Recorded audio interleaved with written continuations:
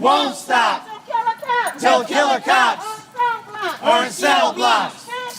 Can't stop. The following newly released video portrays an incident of assault and violence at the hands of police. Viewer discretion is advised. I suggest you back the fuck up. No, why you want to Why would you say that?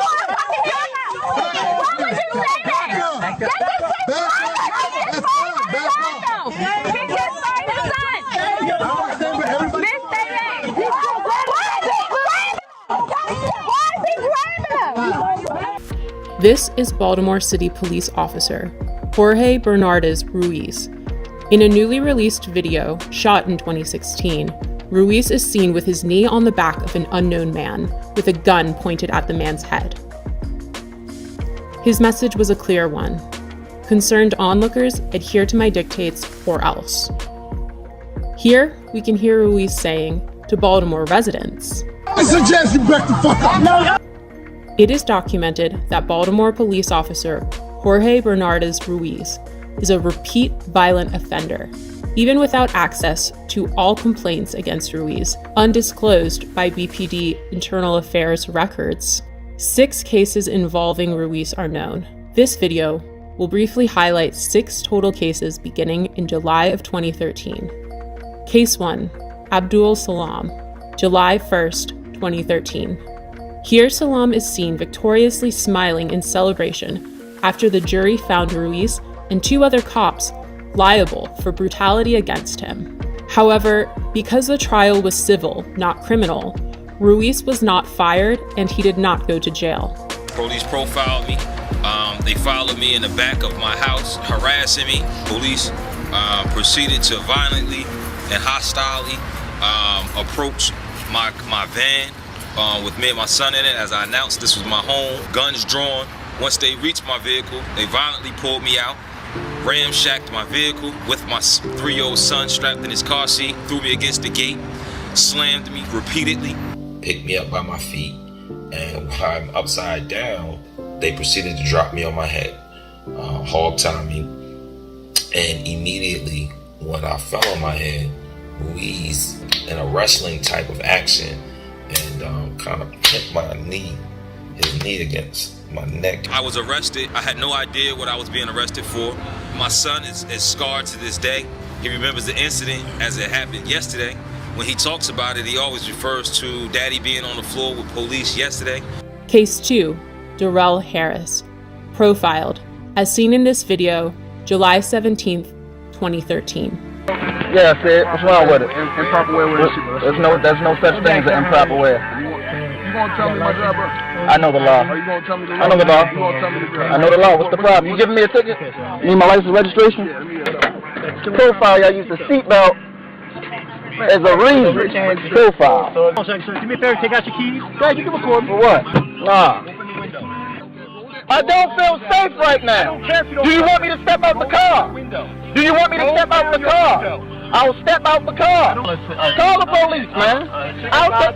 What do you call a supervisor? I'm about to do shit. This is getting uploaded to the internet right now. Yeah? And we are 2 law-abiding citizens that we are getting targeted, and I don't know why. Just 24 hours later, Bernardez Ruiz played a leading role in the police killing of unarmed Tyrone West. Case number 3, the murder of Tyrone West, July 18th, 2013. My brother Tyrone West was brutally murdered on July the 18th, 2013. In both of these cases, when you look at the pleadings and the harsh language of these officers that have been quoted to me by reliable witnesses, the N-word. And Killer Ruiz and Killer Chapman and the rest of those 11 to 15 killers, including David Lewis, took something from my family that they could never give us again.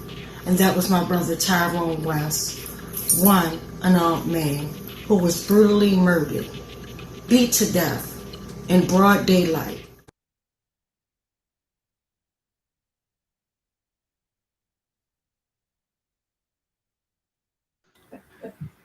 Mic check, mic check. This is West Wednesday 444. we are calling for justice for all victims of police violence. Mic check, mic check. Mic check. So, welcome to West Wednesday. And as you saw the video, we're still fighting for mic check. So as you saw the video, we're still fighting for accountability for my big brother Tyrone West, but not just for my big brother Tyrone West, but literally for all the victims of police brutality. And this is week 444. So since 2013 up until now, we have been constantly fighting. And my thing is, just like an officer gets to return home to their family or needs to return home to their family, so do people that are just the average citizen. We need to return home to our family. And tonight, no further ado, I have two powerful sheroes. And I'm going to first bring on my beautiful sister, Mama Clark. She does a lot. Unfortunately, her son, her baby, even though he was a grown man, but whenever a mother has a child, that's always our baby, no matter how grown they are. Right. But her son was actually murdered, literally in her grandmother's backyard. And what was he holding? A cell phone. Horrible, disgusting. So no further ado, Mama Clark. Mic check.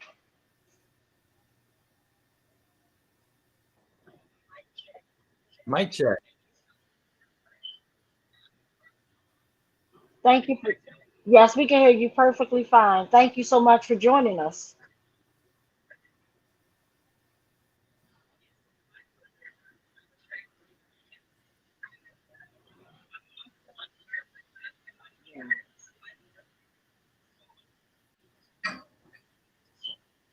Absolutely. Thank you so much. Yep.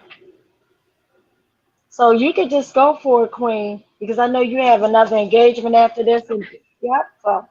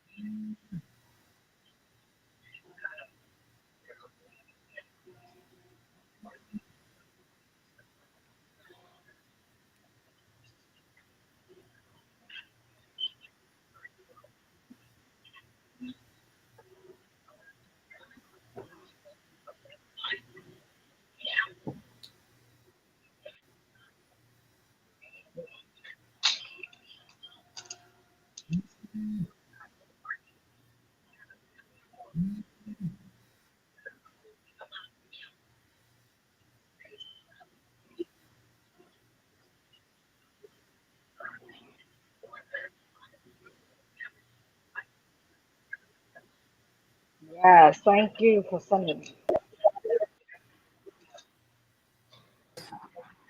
Yeah, Mama Clark, Mama Clark, there seems to be some problem with your audio a little bit. Do you have another device that is running?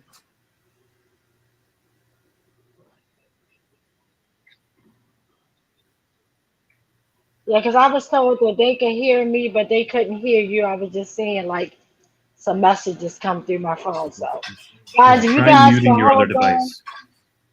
we're having technical difficulties right now, so we're working so you guys can actually hear Mama Clark because she's sharing a lot of important information. So if you guys get once you get that straightened out, that would be awesome.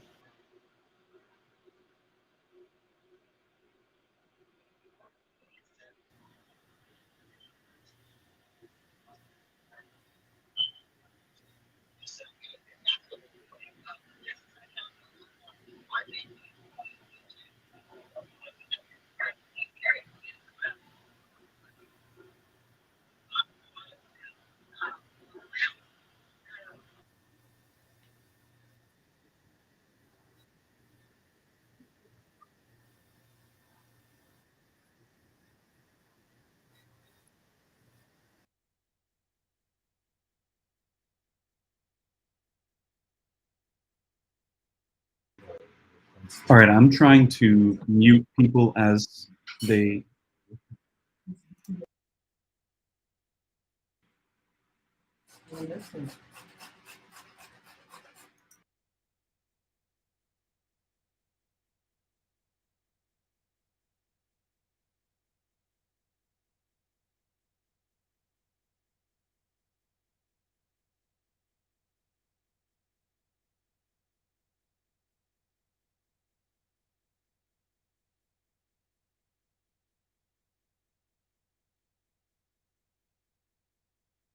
Ben, can you hear me? Mic check. Yes, now I can hear you. Okay, so we can't. Mama Clark, can you hear me?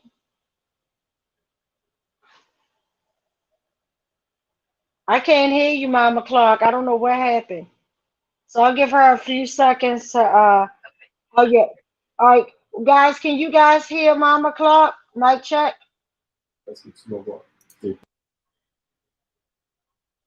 'Cause I can hear you, but I want to make.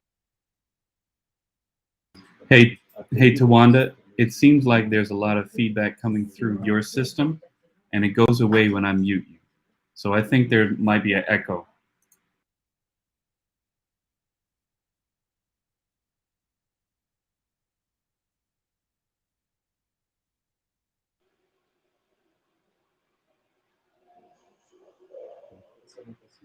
Can you do a mic check real quick? Mic check.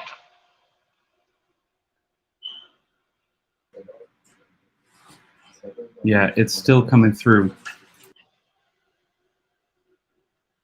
That's weird. It's coming through from my end, you said? Yeah, so there's a delay. There's an echo whenever. Yeah, it's coming through from your end. Whenever you speak, and I think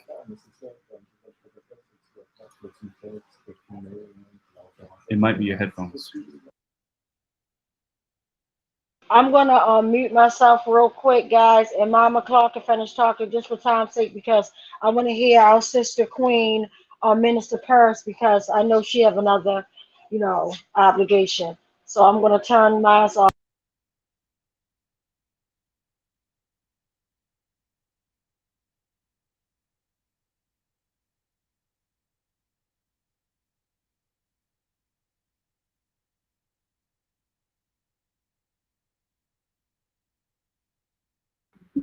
Mic check. Go ahead, Mama Clark.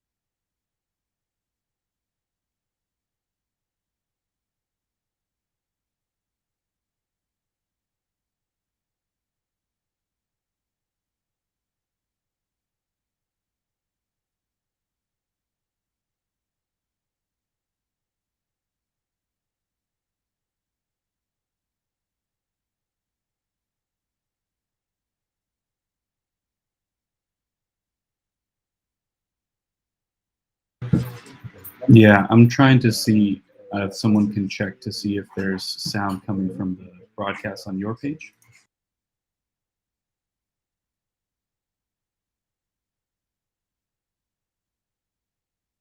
Yeah, Tawanda's muted right now, and yes, I can hear you.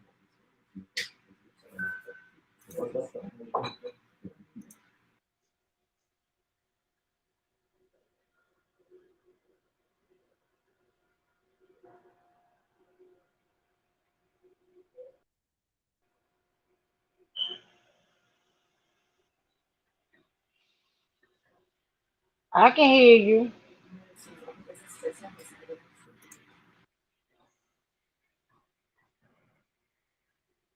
That one is probably because we got that thing joined out like that. Can you hear me, Mama Clark? Yeah. Ben, can you hear me? Yes, I can hear you, but you're echoing. Okay, let me. Weird.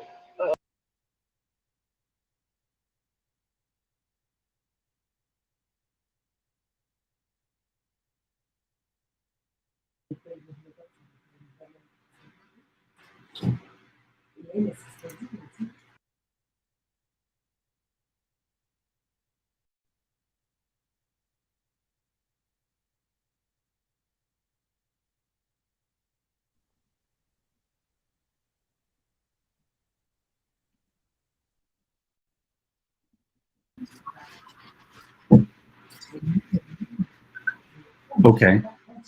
Check 1, check 2.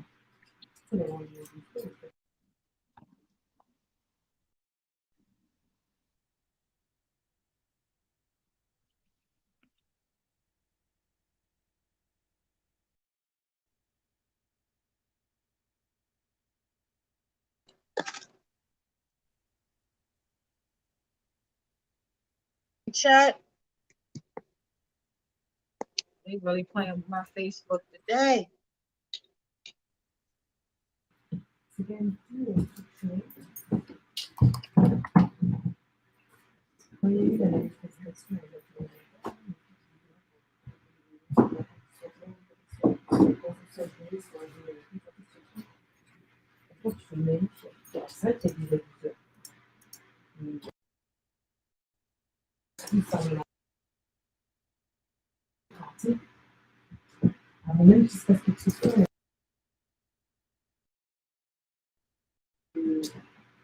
All right, the entire live stream got shut down, so Tawanda is joining back in, Mic check. as is Mama Clark. Mic check, mic check.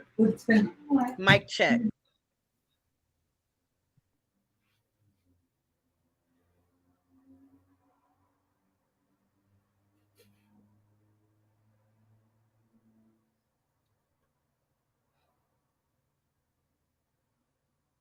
Oh, they can hear us now. Yes? Mic check, mic check. Okay, yes, they can hear me now. Yay! So, Sorry about that. for This that, does not usually happen. pursuing, moving forward. That's all right. You know, you got some powerful women on here where, you know, the devil want to keep us silent, but we will not stop. Won't stop, can't stop. Right? Right. That's what the fight is about. So, with that being said, let me go back to my. She said, what? No, still can hear. Well, these people are saying they can hear. So I'm going to move forward. Moving forward. I'm Mama Clark. I'm the mother of Stephon Clark. Stephon Clark was killed by Sacramento Police Department March 18th, 2018, in his grandmother's backyard while only holding a cell phone. The officers who killed my son are still employed with the Sacramento Police Department. Since my son was murdered, my family has mobilized to seek justice not only for Stephon, but for other families impacted by police violence.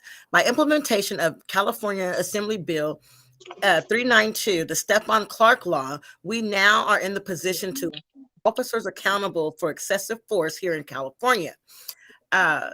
under the Stephon Clark law, as of today, 3 officers are being charged with murder and manslaughter. And so, although we haven't received justice, we have, because of these other children, because of the other families who are getting the justice and accountability that they so deserve. But we will continue to fight. So this March 18th, to commemorate and honor the life and legacy of Stephon Clark in a positive light, the I Am SAC Foundation, which is the I Am Stephon Alonzo Clark Foundation, founded by my son Stevante Clark, is hosting the first annual Justice and Accountability March. It is a national event, and it is a platform for the families, by the families, to seek the justice and accountability that we also deserve. The event portal to register if you are an impacted family is jamevent.org. That's JAM, J-A-M, event, EBENT.org to register. There are also portals for vendors, sponsorships, and information on this site. We look so forward to all of the families coming out and being heard. We know that we are stronger together than we are separate. And so as we come together as a fist, we will get the justice and accountability that we all deserve. So what I was reading earlier was our press release. It's just a lot of information that I would like to share with you all before I go. Okay. Thank you for your patience. So, announcing the National Accountability March, the JAM event, honoring the legacy of Stephon Alonzo Clark, impacted families throughout the United States. So this national event is being held on March 18th, 2022, honoring the families throughout the United States that have been impacted by law enforcement brutality. The national event will honor the voices of thousands of impacted families, beginning with the Stephon Clark family, George Floyd family, Breonna Taylor family, Ahmaud Arbery family, and the Botham Jean family. The National Justice and Accountability March is committed to creating a safe space for the families to share their testimonies, providing a platform, being supported, feeling supported, heard, loved, and acknowledged. This all-day event will feature family testimonials, keynote speakers, entertainment, food, a kids zone, and vendor opportunities. The vendor opportunities will be for businesses and nonprofit organizations throughout California and the rest of the United States. The JAM is expecting 50,000 plus attendees and up to 100,000 plus throughout the United States virtually, and millions watching on national television. Whether attending in person or virtually, everyone has the opportunity to change the narrative by being the change in the narrative. Collectively, all voices will be heard on the floors of the Senate, creating legislation that protects all of us from brutality or loss of life being repeated. This National Justice Accountability March, will be led by the I Am SAC Foundation founder, Stevante Clark, brother of Stephon Clark. I Am SAC Foundation is a movement unified by social, transformative, and restorative justice, and it's built on the foundation of the SAC 6. The I Am SAC 6 is this. Number one, we bridge the gap between law enforcement and at-risk communities. Number two, we inform and educate on legislation and policy change. Number three, we provide resources and healing spaces for those in need in the community. Number four, we commemorate the life and legacy of Stephon Clark in a positive light. Number five, we receive recommendations from the community on how to prevent something like this from ever happening again. And last but not least, number six, everybody loves everybody. The JAM event is committed to bringing national awareness as we continue the restoration process by bridging the gap between law enforcement and at-risk communities and provide a platform to inform and educate on policy and legislative change. As Stevante Clark continues to express, we are not against law enforcement, we are against police brutality. The I Am SAC Foundation to representing and serving the underserved, developed at-risk communities by providing resources, education, and a network. Thank you. And that is it. Thank you, Queen. I don't know if Minister Purse hopped up because I know she had to be on live for her prayer thing. Are you still on, beautiful?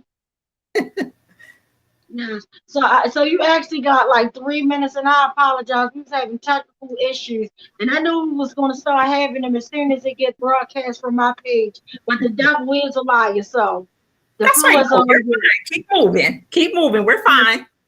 Yes, but I know you got your 7 o'clock gaze, and so I want to. But before I bring you on real quickly, and thank you on Mama Clark for sharing that, and I'm so excited. And I can't wait to join your platform and along with everybody, on that date that you set. And I will definitely keep on sharing it. But this Monday in my own city, right here in Baltimore, we lost 3 firefighters. Literally, they were going to work, they kissed their families goodbye, and things of that nature. But it was 4 of them, but 3 of them didn't return back home to their families. And my heart goes completely out to the fallen firefighters that lost their life.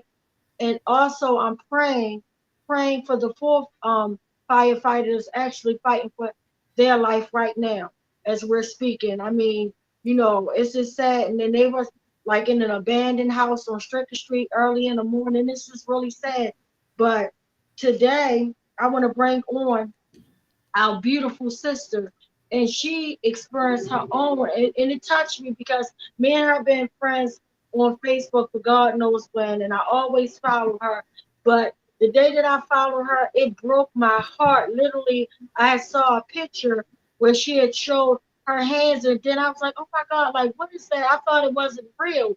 But then she went to explain that, how she was, her own home had caught on a fire, and her story is just like, oh my God, a true testimony. But the thing that really like curved and did it for me was her faith in the Lord, and I never seen nobody heal up like this big thing. So no further ado, mic check.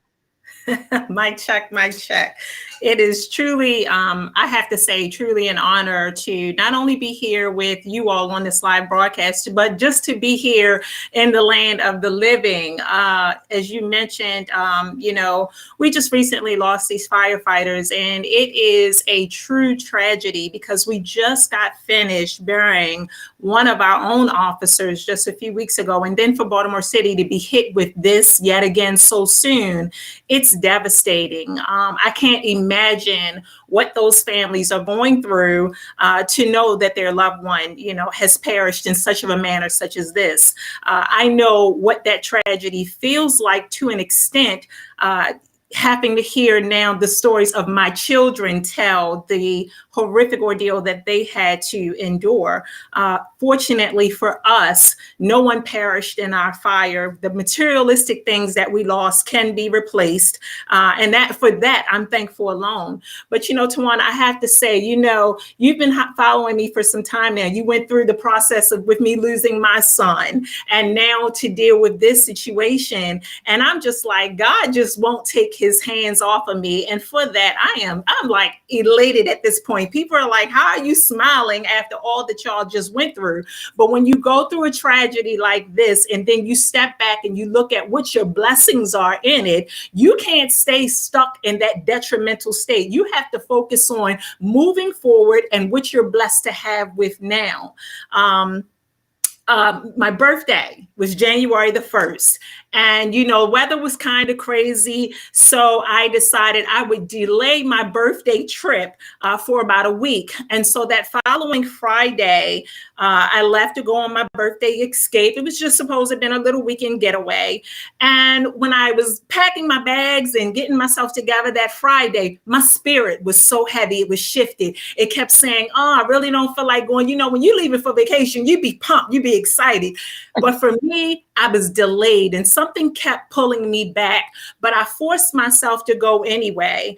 And when I got to my destination, although with my friends, I was having a great time, something was just off and I couldn't figure out what it was.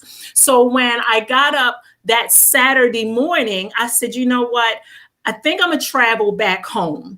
And my friend said, so you're just gonna leave? I said, yeah, I think I'm just gonna go ahead and I'm gonna cut out and I'm gonna go home. I said, because something is not feeling balanced in my spirit. And I try to always listen when something is off.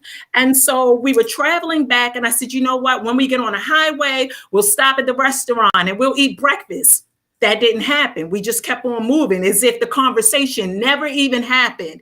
When we got to, because I'm up here in the Westminster area, when we got on 795, I said, you know what, at my exit, there's a Dunkin' Donuts. I'm gonna stop, I'm gonna grab the kids some donuts, and then we'll be good. We kept on rolling, went right past the exit, never stopped at Dunkin' Donuts. And then we got to my driveway and I said, you know what? We were supposed to have stopped and got donuts. And they said, yeah, I know. You still want to go? I said, no, I'm all right. And so we came on through to my driveway and we sat there for a moment. And when I got out the car, my friend grabbed my suitcase and everything, and I put the key in the door and I stood there and I said, something doesn't feel right. And my friend said to me, well, what is it? He said, something does seem a little bit off. And I said, I can't figure out what it is. We said goodbyes. My friend left. I closed the door. I went in my bedroom and I had begun to unbutton my coat, but I didn't take it all the way off. That's something I never do because with COVID and everything, normally when I come in the house, I take my coat and my shoes off at the door, spray it down with Lysol, and I move on my way. But I didn't do that this particular day. When I began to take my coat off, my daughter started screaming and I threw it back on real quick and I ran down the hallway and I ran into the fire. I had no idea that that part of the house was on fire. And so my instant reaction was make sure that the kids were out and be safe. So that was my whole process of thinking. I wasn't thinking, Paris, you've run into fire and you're literally burning. All I could think about was save the kids first and then try to save the house if you can. And in my process of reacting instead of acting, my coat caught fire. And I just remember thinking to myself, okay, I'm hot and I'm burning. And then I felt the flames in my face. And so I said, okay, I know I need to get on the floor and I need to try to roll this thing out. But I guess somewhere along the line between the heat and the smoke inhalation and of my clothes burning, I must have blacked out. And I remember my son dragging me out of the kitchen and he pulled me to the dining room. And as I lay there on the floor, I was going, oh God, I'm on fire. I said, God, help me. And then everything in the house went black. And I'm thinking, okay, this is it. I done checked out. But when all actuality, the fire went out by itself, Tawana. Before the firefighters could get here, before the paramedics could arrive, the fire that was up the walls, that had melted all the appliances, that hit the roof, the hardwood floors were burnt, the fire went out by itself.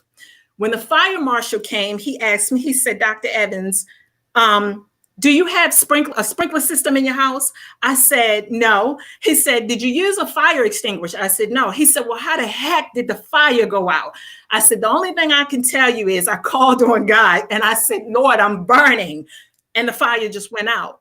Now, by the time they got me to the hospital, I knew something was wrong with me. I hadn't seen my face. I hadn't really examined myself. I just knew that the coat was burnt and I knew that my legs seemed hot. So in the ambulance, the paramedic says, do you realize that your boots are melted on your legs? I said, no, I had no idea. I looked down and these boots that I had just purchased the day before that I started not to wear actually saved my legs, because had I not had those thigh-high boots on, the fire would have ran down me the way that it did, and it have burnt my legs as well. But between this coat, I'm telling you, the gifts that my family brought me for my birthday are actually what saved me, because the dress that I had on was highly flammable. So everywhere that coat did not cover, because I had my sleeves like this in my dress, so they stuck out. All of that was burnt. That's how my hands caught fire. The front of the dress where I had unbuttoned the coat but didn't take it off, that had burnt up. And then the boots melted on my legs, but never burned my legs. So when we get to the hospital and they're telling me about these first and second degree burns, I'm going, but y'all don't understand. And the doctors were going, well, what don't we understand? I said, you don't understand how this happened the way it was supposed to happen. I think about the fact that if I had to stay the rest of the weekend on my trip, my children would have been home in this fire by themselves. Although my son is 19, but I also have a 13-year-old and a 6-year-old, they would not have known what to do. They would have panicked. And I said, God spoke to me. He knew I wasn't supposed to have left Friday. That's what that uneasy feeling was. But then to wake me up Saturday and for me to be obedient, not stop at the restaurant, not stop to get donuts, walk in the house and figure out what was going on, that was nothing but the grace of God. And so I say to people when they ask me, how am I still smiling through this? Because I think about what it could have been. I think about how this could have went down, but he shifted my atmosphere to be something totally different. So yeah, I can handle some 1st and 2nd degree burns. When you see my pictures online of how my face was burnt up, I don't know if the camera is going to show you this really good, but this is the burns on my face. And I'll show you the burns to my hand. This is how my hand was burnt up. And that goes up my arm. That goes up my arm to now, as you can see, I don't have any makeup on. This is how my face has healed in less than 2 weeks from 2nd degree burns. Wow. And this is my hand. My arm, let's see if I can get this right. My hand looks totally good. As you can see, there is some scarring, very minimal scarring. You know, I am truly, truly blessed beyond measures. And I think I can say God has given me an amazing career, not only as a pastor, but as a holistic healer. And so that's what I actually do for a living. I create herbal remedies, holistic organic remedies right from my garden to help heal the body naturally without using medications and things like that, because they had me at the Baby Burn Center. And I said, no, I need to go home because I know what to do. And so I started using those remedies. One in particular is called the Oil of Life. I got to send you. Don't let me forget to send you a bottle of my Oil of Life. This is an organic, holistic healing oil. And the natural herbs and vegetation that I put in this oil is actually what preserves the skin, and it makes the burns go away. It took all of the blisters away. It pulled all of my skin back in place, whereas most people would have to get skin grafting and things like that. I didn't have to do any of that. I have a little image, but is nowhere near in comparison to the pain that I felt in the very beginning versus now me treating it organically. So I can honestly say I am blessed beyond measure. So when people say, do you ever stop smiling? No, I don't. This smile comes with a lot of heartache. It comes with a lot of trials and tribulations that I had to overcome, you know, with losing my son back in October, and that whole horrific ordeal. Although, you know, I can honestly say I did not lose my son to, you know, a tragic situation of being done prematurely. Unfortunately, it was just his time. It was just his time. And I have to accept that. And when I accept that, you know, I always look back to God and I say, you know what? I asked him for 3 things with my son's transitioning. 1, to let him go peacefully. I got that. 2, not to let me lose my mind in it, because I still have to be mommy to my other 4 children. And I think I can say I'm still pretty sane. And then 3, to heal my heart so that I could smile again in the thereafter. And so my son's journey and mission was called Standing Mike Strong. And I can honestly say we still stand Mike Strong.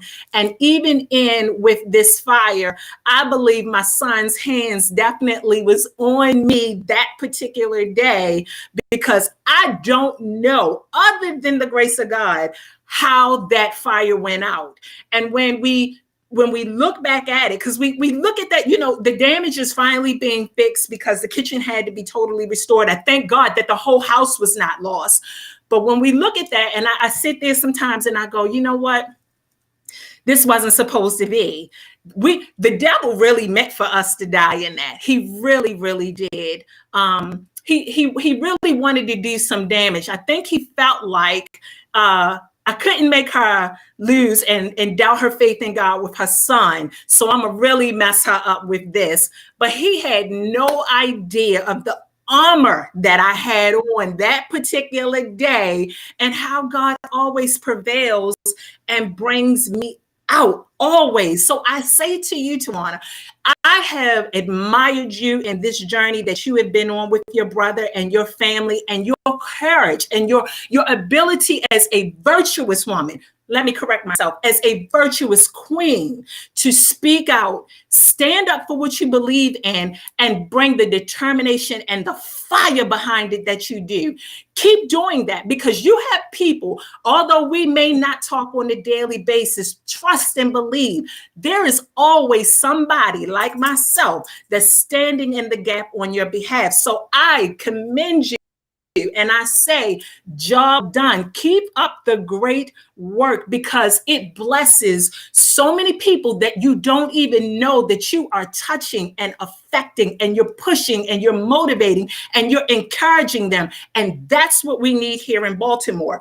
Baltimore has become a place that is so plagued and infected by this disease of people who don't have faith. And when they don't have faith, they don't have love. And when you don't have love, you can't learn to respect and honor other people. This is a city of entitlement, not only with the people, but with our officials, with the law enforcement, with folks that's surrounding us. And when you have that entitlement mentality, you think that it's okay to go out there and just take people's lives and not be held accountable for it. That's a disgrace. So when we have citizens like ourselves, that's just ordinary people that step in and have a powerful voice such as yours, I say keep moving forward, because at some point in time, the shift is going to happen and it's going to blow people's minds. So keep pushing. Don't stop.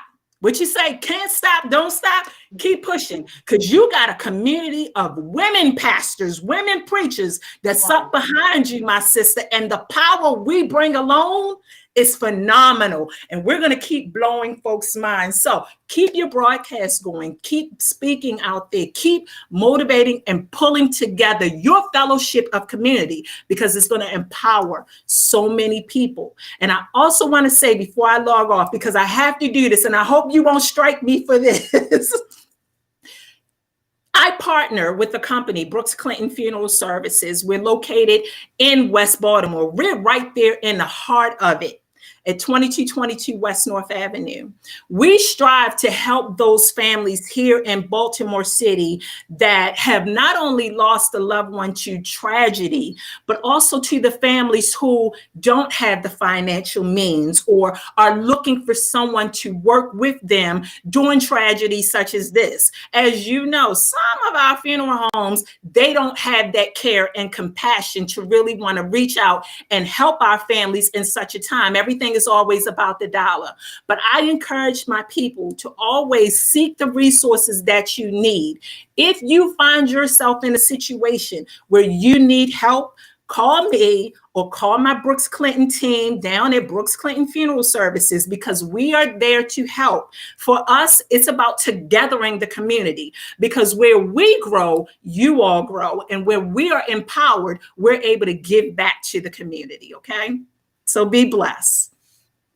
Thank you so much, beautiful. Like, thank you. So anybody that missed church on Sunday, right, was in person and virtual, you definitely got it today. You got it on a Wednesday. Thank you. I wish I had the little collection plate to pass around. But like, I just, and I also, because you go, because you remind me of Job, like literally, it's nothing the devil could do to you. You walk with that beautiful smile. You have a smile like my brother Tyrone, like pretty white teeth. Like, I love it. Like, and I'm so sorry for you losing your son. And can you tell everybody your son's name so we can uplift his name as well? Yes. We named the motto Standing Mike Strong, but his name is Michael Evans, and he is a product of Baltimore City, a well-known and respected young man who, you know, he just got sick. Yeah. I'm so sorry, Queen, and thank you. And I know you gotta go, but make sure you tune in, because this is gonna be like, make sure you tune in after all the technical foolishness, but definitely tune in I want to give you a special shout out. So I love you, and I know we've been blowing up with the community, with all the comments, and I know you got a whole stack of them, but I know you got to go, and I respect your time. Thank you so much for blessing our lives, and I have to bring you back on again because the devil is like he try to stop your message a little bit and delay stuff. So I definitely got to bring you back on.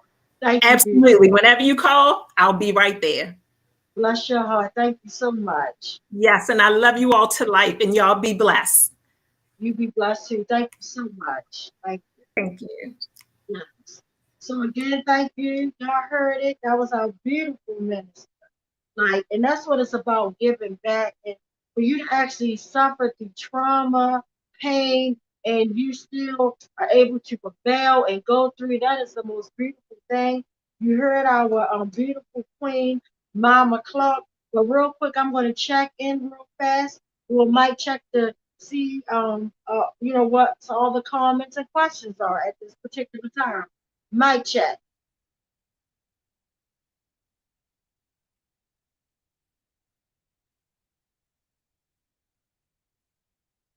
Marcus, I can't hear you.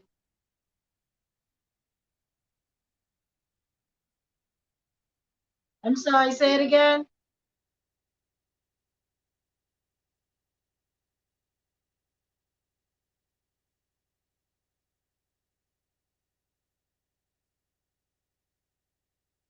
Marcus, I can't hear you. Mic check.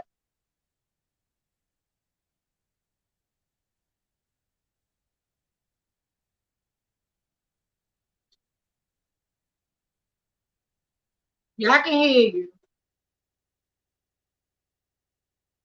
Yes.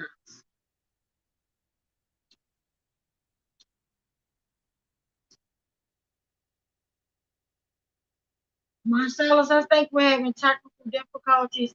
But again, I apologize, guys. And we haven't had this much of technical difficulties since I first tried to host West Wednesday on my page. And that was the reason why I didn't. I avoided it because they was playing with me. And they still are. But no matter what, they can play all they want to play. It's going to still continue. Even if I have to say, you know what, maybe it was the wrong idea to try to host my page, we'll still be connected. So it doesn't even matter. But it's just sad that we have a lot experiencing so much, and it's ridiculous because last week, as you noticed, with this new stream that we're using, everything was beautiful. We had a few hiccups, but it went smooth. So again, because it's coming straight from my page, there's a problem. But that just shows the power of this stuff. We're gonna wait to see if Marcellus joins us again. And real quick, I want to check in with my sister Angela. Do you want to share anything, sis? My check. Okay. And also, I was wondering, is our sister Mama Clark still on? I know she had another venue as well. But again, guys, I apologize to everybody because we're having so many technical difficulties. In case you missed it, or in case you're just joining us, we were honored to have Mama Clark, the mother of Stephon Clark, who was actually murdered in his grandmother's backyard. And the only thing Stephon Clark was holding when he was gunned down was a cell phone. And thank God, his mother, his family, because we have brought his family on this platform many a times, and I have been on theirs, but this is the first time ever having Mama Clark join us, and I'm glad she was able to join. But we always had our beautiful the grandmother join us as well as his brother. So I'm just honored just to have them, in here. They shared a lot, and I'll be joining them in March. They're doing a big thing in March. I will share the more information as it becomes available. And also on Monday, I mentioned that we literally had firefighters in our city that was going to put out a fire in an abandoned building, and pretty much 3 firefighters lost their lives, and our heart goes out. And as our sister, Minister Purse pretty much said, we already was going through a tragedy of losing a good officer.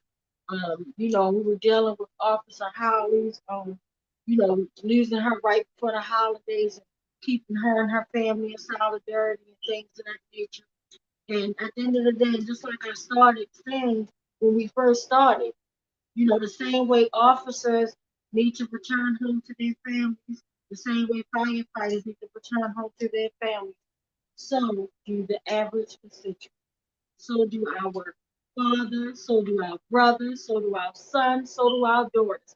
Everybody deserves that fair opportunity, no matter if they wear a badge, no matter what their job title is, no matter anything, what you know, no matter how their finances are, everybody deserves to return home to their family.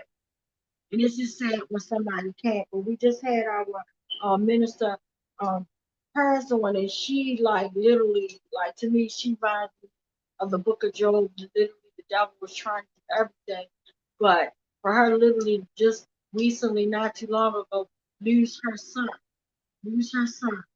and you know, Michael Evans. That was just like so sad, and to still prevail, to still give back to you guys, and to give back to us is just like that's my true shiver. Like, I mean, I couldn't imagine, and I don't ever want to imagine how it feels to lose a child. Like literally, I know what it is to lose a sibling, and that was heartbreaking because my brother Tyrone was more to me than just a big brother. He was like my father. He even reminded me so much of my mother. Like he was my everything, my best friend, like literally everything.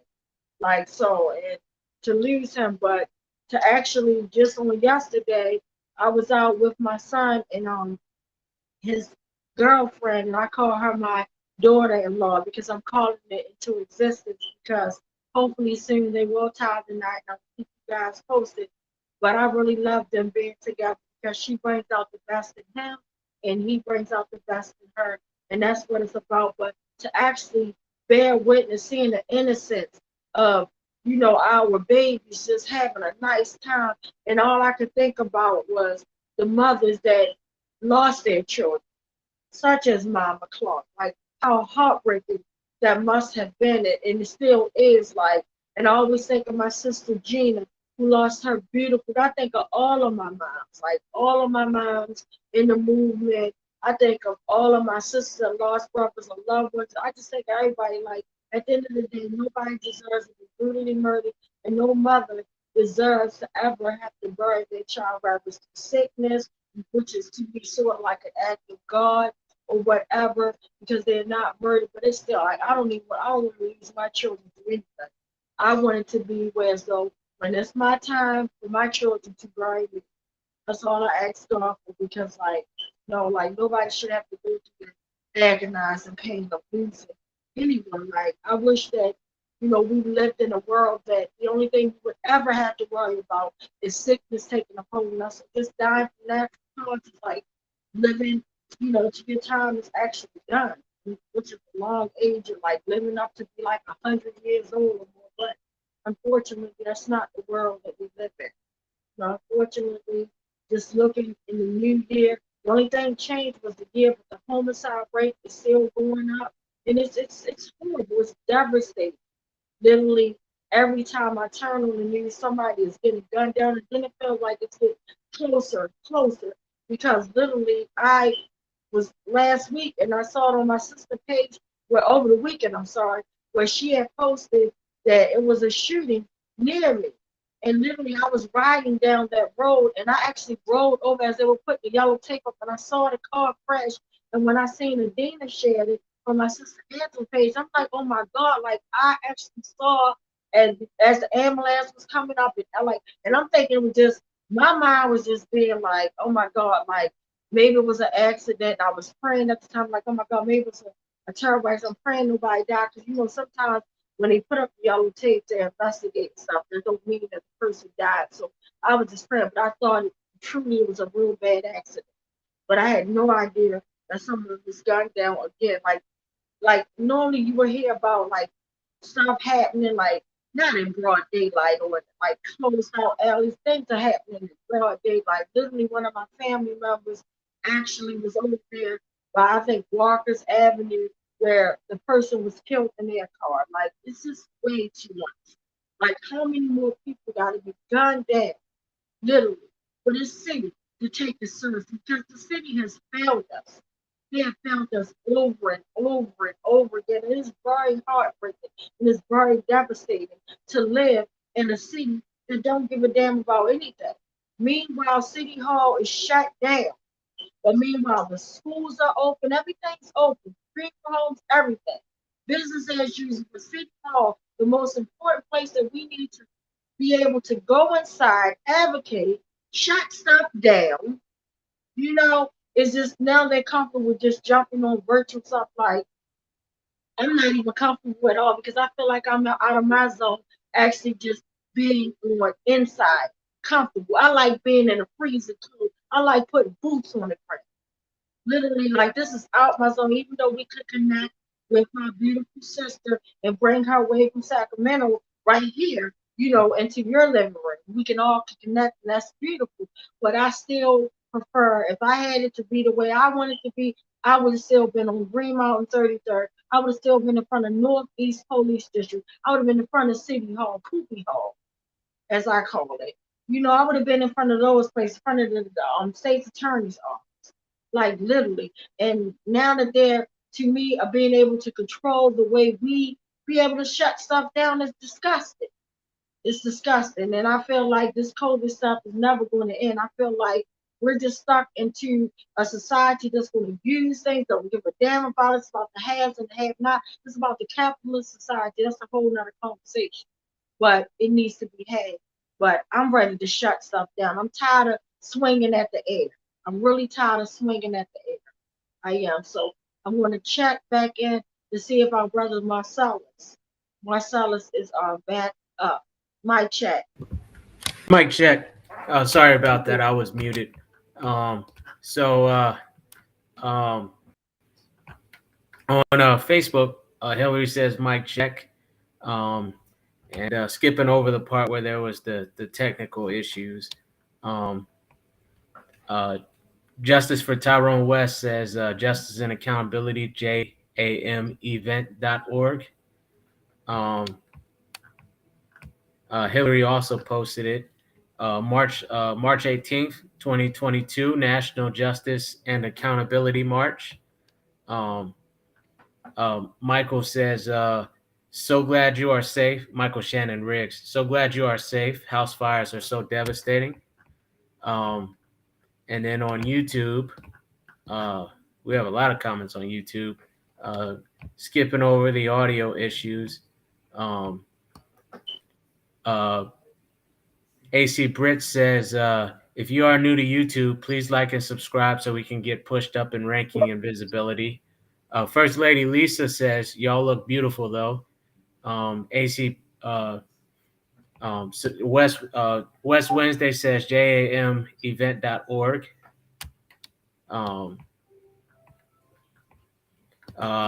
Celebrating that AC Britt was celebrating that there was sound. And so was First Lady Lisa. First Lady Lisa says, go Mama Clark.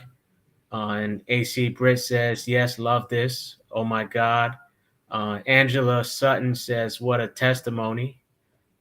Smiley says, nothing but the grace of God, Pastor Harrison. Angela says, look at God. AC Britt says, wow. Angela says, keep smiling. Smiley says, standing Mike strong. AC Britt says heart. Angela says preach. And AC Britt says, yes, we did. Daniel says, we want an answer, Marilyn Mosby. And then AC Britt says, yes, we need access. They're on lockdown protection. And Angela says, boots on the ground. Mic check. Mic check.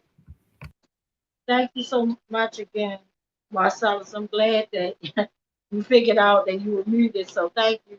And again, everybody, I apologize for the technical difficulties, but we're in real life times and stuff happens. Like literally stuff happens. So, but again, I apologize. But before we go on to reading the sad, horrible list, I wanted to check in and see if our brother Shavonte Clark is on. Mic check. I don't believe he is. I'm sorry, could you say that again? I don't believe he is. I believe he was having technical difficulties earlier on with his mic and then his connection, and he is no longer on. Definitely. Yeah, so but again, I definitely truly want to thank our Mama Clark, who did an amazing job sharing, and I'm so glad for her time because they're on a whole 3 hour difference. So whereas though, you know, definitely wanted to thank her, and also definitely truly wanted to thank our minister Harrison because she gave the church, guys. We got church today on a West Wednesday. We got church today on a West Wednesday. And I definitely am a true believer of letting God direct your path because each and every day I pray and I'm just like, God, guide me, even though sometimes God will guide you into places that sometimes you don't even want to be. But if this is will, I'm willing to do it. And you know, you just gotta listen to that small voice in your head that tells you, that strong feeling that tells you to do something or something's not right. You have to listen to it. And all I keep on thinking about is that very strong feeling I wanted to share with Pastor Harrison because the night that my brother was murdered, nobody believed me. Nobody believed me when I kept saying that something bad is happening to Tyrone. Everybody thought I was going crazy, like I was literally acting off the spirit, like literally I even had conversations with him that I felt like wasn't right, you know, about people that I didn't trust. And we were talking about the Trayvon Martin situation. We had got so much in because I was not feeling right. I was feeling off. And I kept saying, like, why do I feel like this? He's like, well, sis, maybe you need to eat. And I'm like, no, it's deeper than that. Then before that time, I kept on seeing the number 7:18. And I'm like, why every time I look at the clock, it's 7:18. But I knew something was going to happen bad that day. And even though I have a nephew's birthday that's on that day, and I'm like, no, it's not my nephew's birthday. It's something like that's going to change me forever. And I had no idea. But as I walked and, you know, continued out my day, literally when my brother pulled off, literally, I'm not lying, literally at 7 o'clock, I felt all type of pains in my neck on the left side to the point I fell onto my floor in my room. I'll never forget it like as if it was just I'm onto the floor. I'm standing there crying, holding my neck. I'm in agonizing pain. Don't know why. I'm like, oh my God. I'm thinking, oh my God, what if I'm having like a stroke or something medically is going on with me? And then I'm like, damn, I can't drive myself to the hospital. My brother has my vehicle. So I'm like, let me get it together. I don't want to scare my kids, but let me get it together so I can call 911, maybe meet them out on the front porch because I don't want my children to see me in this condition of being in agonizing pain on my neck and in my back area. I didn't know what was going on, but literally after close to 10 minutes, the pain was gone. And I'm like, what the hell just happened to you? And literally, I'm like, oh my God, something's wrong with Tyrone. I pick up the phone, I dial him numerous times, he didn't answer. I'm like, oh my God, my soul couldn't rest. I'm like, something bad has happened to the point I sent Barry to go down to his house. Literally, I'm like, look, you gotta walk. At that time, he didn't have a vehicle. I'm like, please, please, you need to go to my brother's house and see what's going on. Literally, he get down there. When he didn't see my car, I knew. I'm like, oh my God, you got to get back up here now fast because I'm going to need you. I need you because something bad is happening. Nobody couldn't tell me different. I'm calling my family. I'm like, something bad is happening. I even literally called an officer that I was dating at the current time. I'm like, look, I don't know what none of this stuff means. I'm like, are you at work or are you home? Are you off today? He's like, I'm at work. I said, could you please do me a favor? I said, I don't know what none of this means, and it may sound crazy. I said, but I need you to look out for my green Mercedes-Benz. You know my car, you know my brother.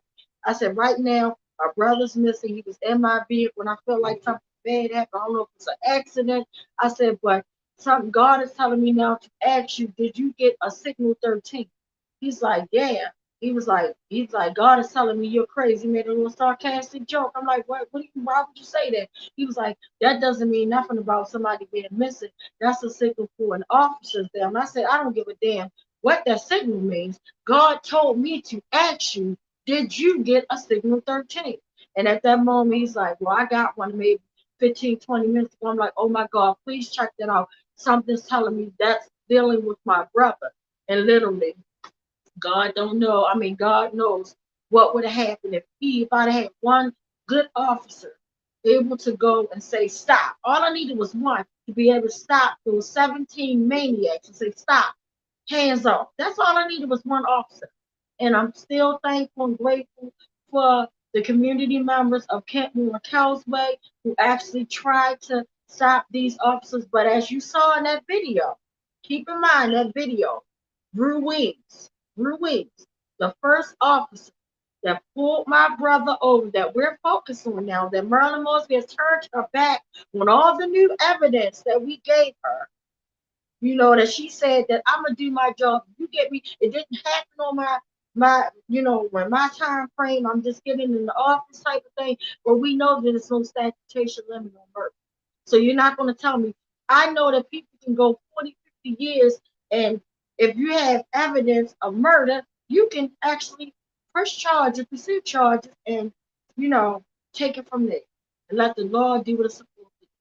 But unfortunately, that's not the case. But anyway, about Ruiz, he has a pattern, guys, of using disgusting language, foul language, saying, get the F back, let's back the F up. The same can happen to you.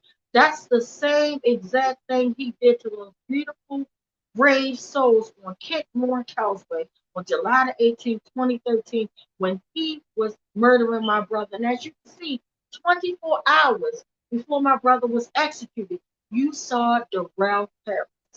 And then you even saw, literally, on July the 1st, Abdul Salam, who, thank God, an 80-year-old lady, his neighbor, had to save him. He had a 3-year-old son who recalls the incident as it was yesterday, with daddy rolling on the ground with police officers, when Killer Ruiz pulled him out and started brutally beating him and Killer David Lewis. I'm sorry, Killer, there was too many officers that murdered my brother, so I'm getting all their names, but Killer Nicholas David Chet, because David Lewis was from Morgan, who wound up setting on my brother's neck after he was beat by 16 killer cops. He sat on my brother's neck until my brother was dead, while my brother was screaming, Trayvon Martin, help. You saw what happened to George Floyd.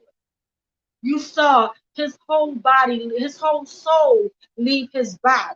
He was screaming for his dead mama.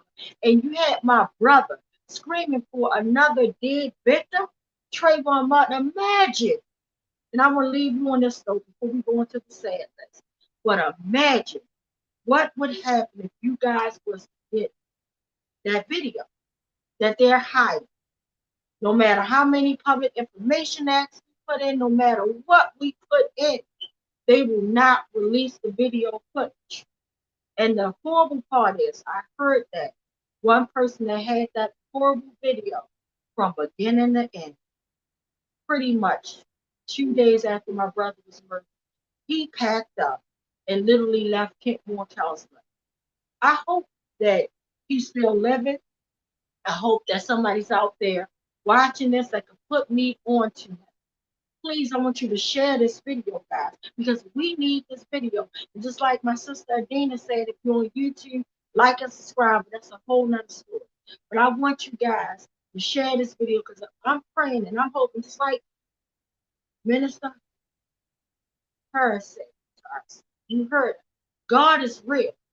And I know things happen. And she said, and she talked it into my life, that something, keep on doing what you're doing, something big is going to happen. And not fail. I'm going to call it into existence. But we need your guys' help, because praying without work is nothing. I can pray all day long that my bills get paid, but if I don't go out there and go and teach my class every day, I'm not going to get a paycheck. And unfortunately, my bills are not going to be paid. So again, prayer without works is nothing. But again, if you know somebody that has that video footage that they're trying to hide from my family, they have hidden for 9 years, please get us that video. Please get us that video. If you have some pictures or anything that can help these people do their damn job.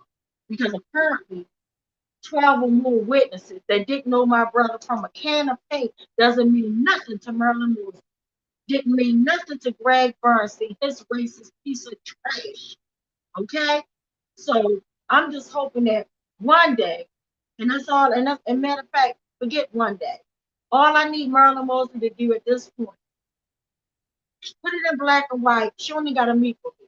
Because currently I don't even want to play the dog and pony show.